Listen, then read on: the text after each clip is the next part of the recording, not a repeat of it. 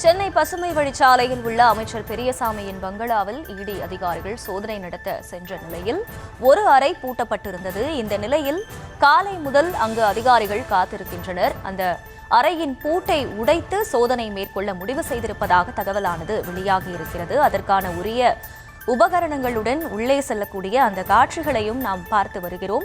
பங்களாவின் அறையின் பூட்டை உடைக்க முடிவு செய்யப்பட்டிருப்பதாக தகவலானது வெளியாகி இருக்கிறது. காலை முதல் அதிகாரிகள் அங்கு காத்திருக்கும் நிலையில் ஒரு அறை மட்டும் பூட்டப்பட்டிருந்தது. இந்த நிலையில் அந்த அறையின் பூட்டை உடைத்து உள்ளே சோதனை நடத்த அதிகாரிகள் முடிவு செய்திருக்கிறார்கள். அண்மை செய்தியாக பார்த்து வருகிறோம். சென்னை பசுமை வழிச்சாலையில் உள்ள அமைச்சர் பெரியசாமியின் பங்களாவில் அதிகாரிகள் சோதனை மேற்கொள்கின்றனர்.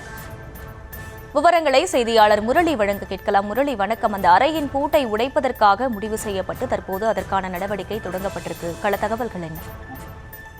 வணக்கம்.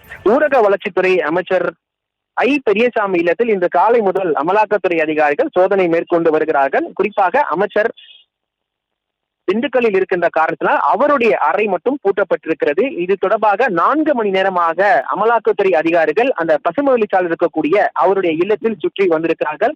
இந்த நிலையில் அவருடைய அறையை திறப்பதற்கான முயற்சியை ஈடுபடுத்தியிருக்கிறார்கள். ஆனால் தற்பொழுது அவரிடம் தொலைபேசியுடன் தொடர்பு கொண்டு பேசியதாக கூறப்படுகிறது. இருப்பினும் 4 மணி நேரமாக அமலாக்கத்துறை அதிகாரிகள் வீட்டையே சுற்றி வந்த காரணத்தினால் தற்பொழுது 2 நபர்கள் வீட்டினுடைய அந்த அறையினுடைய கதவை திறக்கும் உபகரணங்கள் மற்றும் உடைக்கக்கூடிய உபகரணங்கள் அனைத்தையும் ஒரு பையில் எடுத்து சென்றிருக்கிறார்கள்.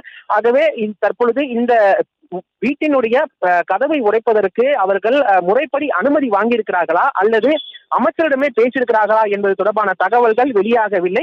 தற்பொழுது 4 மணி நேரமாக அமலாக்கத்துறை அதிகாரிகள் வீட்டையே சுற்றி வந்திருக்கிறார்கள். குறிப்பாக நீதிமன்ற உத்தரவுப்படிதான் இந்த சோதனையானது நடத்தப்பட்டு வருகிறது.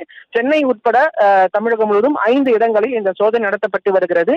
அமைச்சர் ஊரில் இருக்கக்கூடிய காரணத்தினால் தற்போதைய அவருடைய இல்லத்தில் இருக்கக்கூடிய அவருடைய அறை மட்டும்தான் பூட்டப்பட்டிருக்கிறது.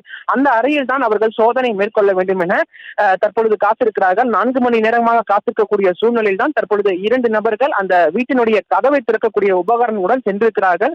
இந்த கதவை திறந்த பிறகுதான் அவர்கள் வேறு என்னென்னும் சோதனை மேற்கொள்கிறார்களா அல்லது முறைப்படி அமைச்சரிடம் தகவல் கொடுத்துவிட்டு இந்த பூட்டை உடைக்கிறார்களா என்பது தொடர்பான தகவல்கள் இன்னும் வெளிவரவில்லை. ஆகவே அந்த நபர்கள் வெளியே வந்த பிறகுதான் தெரிய வரும் பூட்டு உடைக்கப்பட்டிருக்கிறதா அல்லது வேறு ஏதேனும் சாவியை பொருத்தி அவர்கள் அந்த அறையை திறக்கிறார்களா என்பது தொடர்பான தகவல்கள் காவல்துறை மூலமாகவோ அல்லது அமலாக்கத்துறை அதிகாரிகள் தகவல் தெரிவித்தால் மட்டுமே தெரிய வரும். முழு விவரங்களுக்கு நன்றி முரளி.